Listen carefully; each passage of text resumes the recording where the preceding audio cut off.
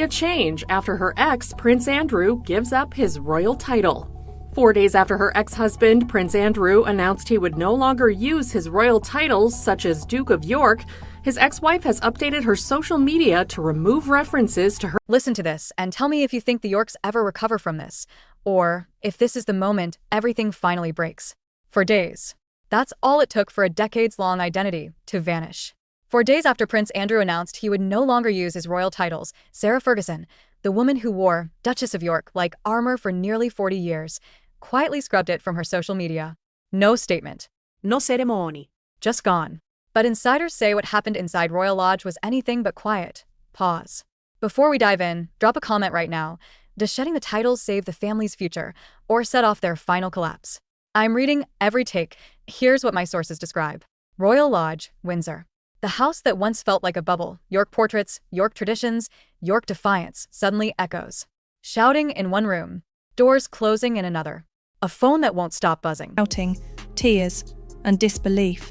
Let's talk about Fergie and what's going to happen with her, because the reports are that King Charles has vowed to protect Beatrice and Eugenie, whereas Fergie, Sarah Ferguson, faces life without her title, Duchess of York. Of course, she agreed not to use it after Prince Andrew relinquished his Duke title. When the news landed that both Andrew and Sarah would stop using their titles, Fergie reportedly unraveled. Not performative tears. Not a photo op breakdown. A full emotional collapse.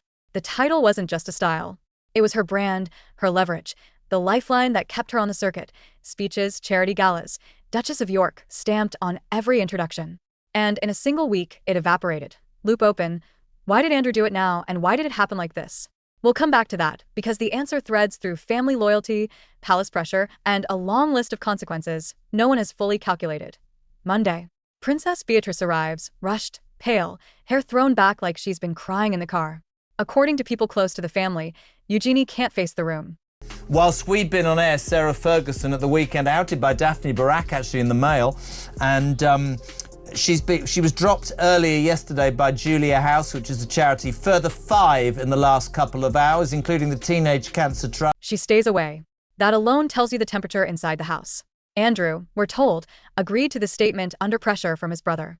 No consultation with his daughters. No time to strategize the fallout. Just a line drawn under a chapter that started in 1986 and refused to end, no matter how many scandals tried to close the book. And that's the problem. Ending a title doesn't end a story. Outside those gates, the news cycle is still spinning. Emails. Old questions that never got clean answers. New questions about money, property, and whether living in a 30-room mansion is compatible with a life out of public duty. Even the daughters, who have largely done everything right, find themselves dragged into debates they never asked for. Ethics checks, investment scrutiny, the kind of forensic curiosity that attaches itself to anyone with princess in front of their name. Did I ask that fair? Maybe not. Is it predictable? Absolutely. When a royal house starts leaking, everything gets wet. Back to Royal Lodge. Picture it. Sarah in the sitting room, blinds half drawn, the kind of daylight that makes even good rooms look cold. She hears the finality in Andrew's voice and breaks. Don't do it, she says. Not because she thinks the past will disappear if the word Duchess stays on a bio, but because losing it makes everything else real. The patronages she's already lost, the charities stepping back, the social doors that used to swing open and now hang on a squeaky hinge. Friends say she's hardly eating. Her sister flies in. Old allies go silent. The York brand, once kitschy, scrappy, somehow unkillable, feels radioactive. Cut to the public eye. Beatrice photographed leaving in a black Range Rover, looking like the air's been punched out of her lungs. A day earlier, she's at a playground on the phone, distressed. If you've ever had a family crisis blow up while you're supposed to be buying snacks and pushing a swing, you know that expression. There, and not there at the same time. Those photos become the thumbnails, the narrative shorthand for a family under siege. Let's zoom out. Because this is bigger than one social media edit and a tearful weekend. This is about what happens to a family when the thing that once held it together, their royal identity, turns into the very thing that threatens to pull it apart. King Charles, people close to the palace say, will protect his nieces.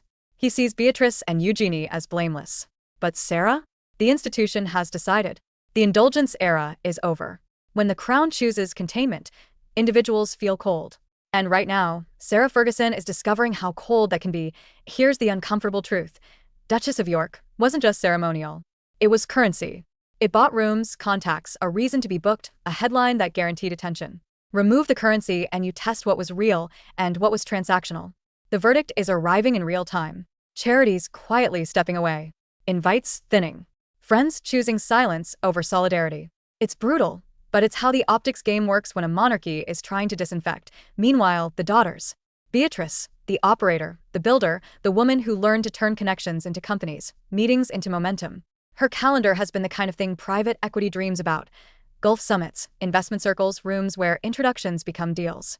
Eugenie, the curator, the connector, the one who can stand in a gallery and make the art world listen. Both sisters, for years, have walked that tightrope. Public role, private careers, royal spotlight, personal ambition. And largely, they've succeeded at so why are we even talking about them right now? Because in Britain, proximity is risk.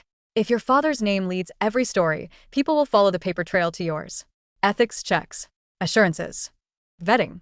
No evidence of wrongdoing needed, just the sense that the palace would rather audit now than apologize later. It's humiliating.